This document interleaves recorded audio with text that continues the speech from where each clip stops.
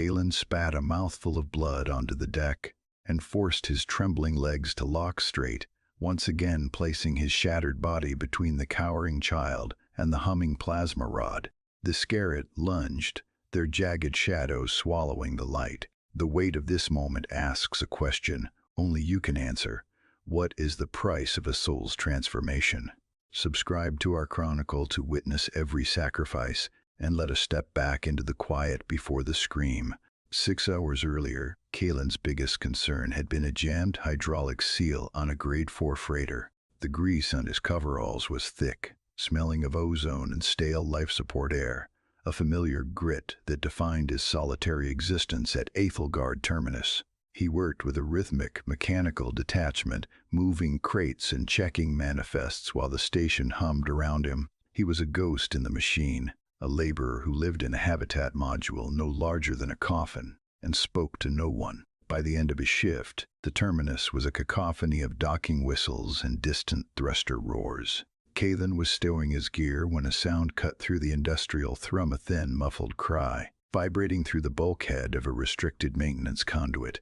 He paused, his hand hovering over a small, dented magnetic flashlight clipped to his belt. Most workers would have turned away. Station politics and restricted zones were a death sentence for a freelancer's contract. But the cry came again, smaller this time. Kalen unclipped the flashlight. The beam was weak, flickering against the layers of dust as he stepped into the crawl space.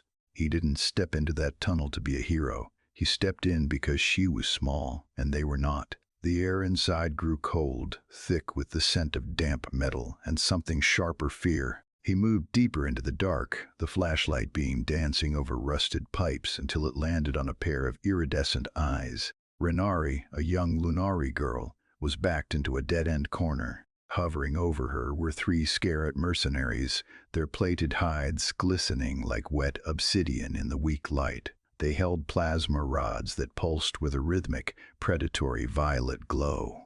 Kalen felt the flashlight tremble in his grip. Then he clicked it off and stepped into the open. As the mercenaries turned their predatory gaze toward the lone human, the story is just beginning. Subscribe to stay with Kalen as he faces the shadows of the terminus. Move away from her, Kalen said, his voice echoing flatly against the conduit walls. The Scarret didn't growl. They laughed, a sound like grinding stones. The largest one stepped forward, the plasma rod humming louder, casting a sickly light over Renari's pale, tear-streaked face.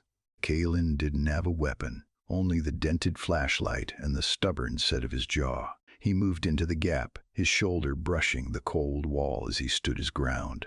The first blow caught Kalen in the ribs, a sickening crunch that drove the air from his lungs. He hit the deck hard, the taste of copper flooding his mouth. The Scarret didn't use their blades yet. They used their boots and the heavy, blunt ends of their rods, mocking the fragility of the human who thought he could interfere with the high Exarch business. Kalen's vision swam, dark spots dancing in the flicker of the dying flashlight nearby. He heard Renari's sharp, terrified gasp. Every instinct screamed for him to stay down, to let the darkness take him. But then he felt a small, trembling hand brush against his jacket. He forced his fingers to curl into the floor plating. He didn't just stand, he surged, a ragged, ugly movement that put him back in the path of the next strike. They broke his ribs, his nose, and his spirit's cage, only to find a guardian underneath. The Scarret learned that day that some humans are simply too stubborn to stay down. Again and again the rods hummed and the impact rang out. A dull, wet thud against the bulkhead. Kalen's blood bought a princess's future, one agonizing second at a time. He was a mess of ruined skin and stuttering breath when the corridor suddenly flooded with white light. The heavy, rhythmic boots of the High Guard thundered against the metal. Valerius himself led the charge, his golden armor reflecting the carnage. The Scarret, realizing the cargo was no longer worth the cost, vanished into the ventilation shafts like smoke. Kalen felt the pressure lift, the weight of the universe finally pulling him toward the floor, and now, in the sterile silence of the high Exarch medical wing, the darkness had finally receded. Kalen woke to the soft chime of a heart monitor. He tried to shift, but his body was a map of bandages and dull, aching heat. Valerius stood by the viewport, his silhouette tall and imposing against the stars of the Ethelgard terminus. He turned as Kalen stirred, his expression unreadable. He spoke of the Aegis bond, an ancient lunari law that tied the protector to the protected. He spoke of a formal soul welding, a ceremony that would erase Kalen's life as a lonely freighter and replace it with a lineage. Kalen looked at his hands.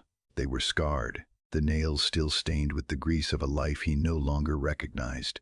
He thought of the quiet of his habitat module. Then he thought of the small hand on his jacket.